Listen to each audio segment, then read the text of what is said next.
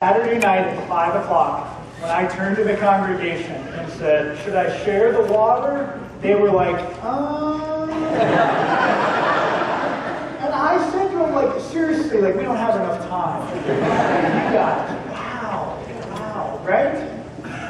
This is the kickoff of our annual emphasis on stewardship, where we look at all of God's blessings in our world, and how we, as God's people, are called to be caretakers, to be stewards of those resources.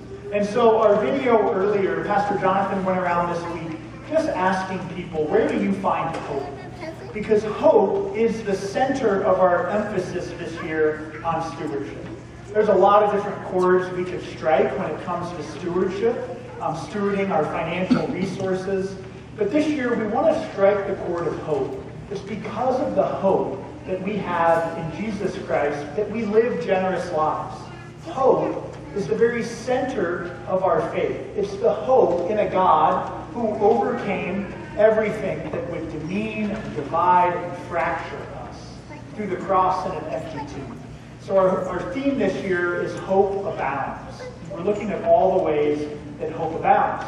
Over here, Deb Hoyer created a globe out of grapevines.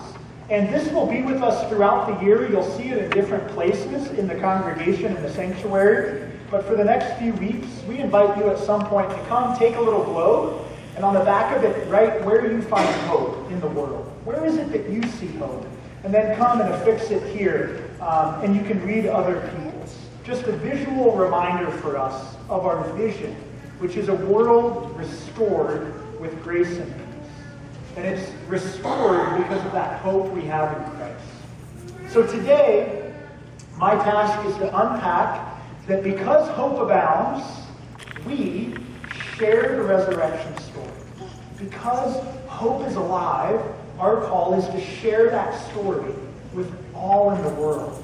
But first, we have to wade through this really difficult passage in Luke chapter 16. Joyful Noise sang about it. I tried to illustrate it with our youth up here. It's this story in Luke chapter 16 that has the power to make all of us feel really uncomfortable, right? And if you're not made uncomfortable, maybe you weren't listening. Now, a caveat before I dive into this. This is a parable of Jesus, okay?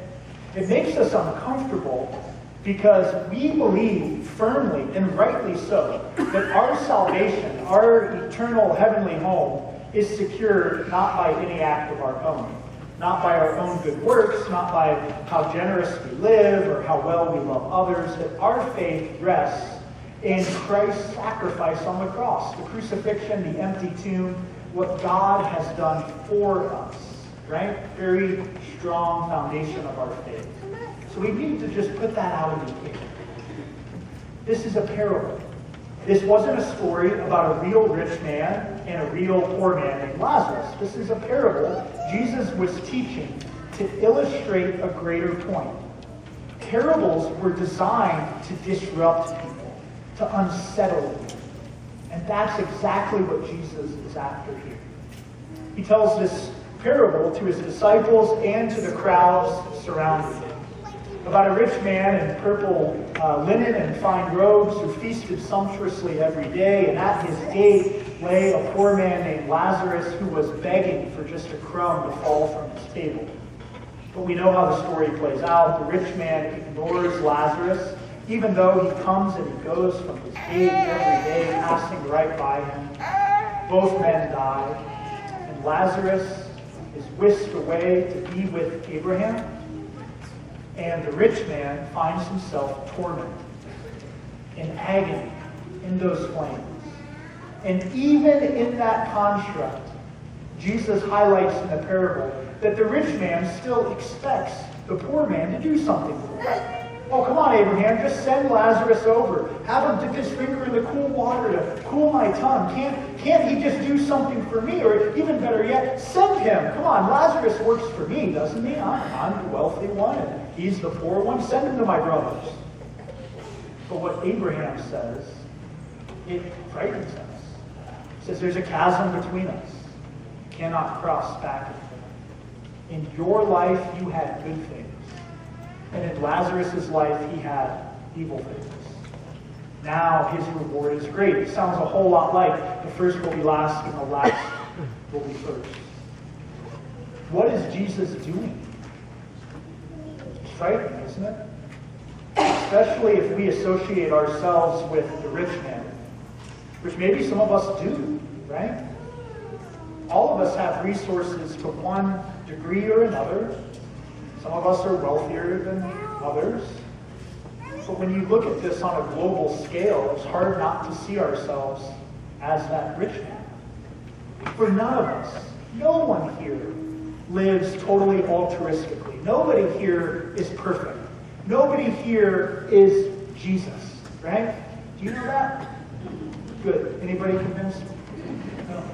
Good. Trying to bring a moment of brevity in the heavy text, right? If we think of ourselves as this rich man, we get afraid, right? Because the reality is we ignore people all the time. We walk over people all the time. We choose to just look the other way. We choose, even though we have more access to more information about people that go to bed hungry every night, we continue to buy another pair of shoes for our closet that we might or might not wear next weekend, knowing fully well that those resources can go to help somebody in dire need. We are caught up in this life. We can't escape that, right? And so we can hear this passage like the rich man and be struck with fear. But we also have to remember today that there are many in our world, billions in our world, that associate themselves with Lazarus, that have struggled their whole lives. There are children all over the world that went to bed last night hungry and are waking up today without food to eat.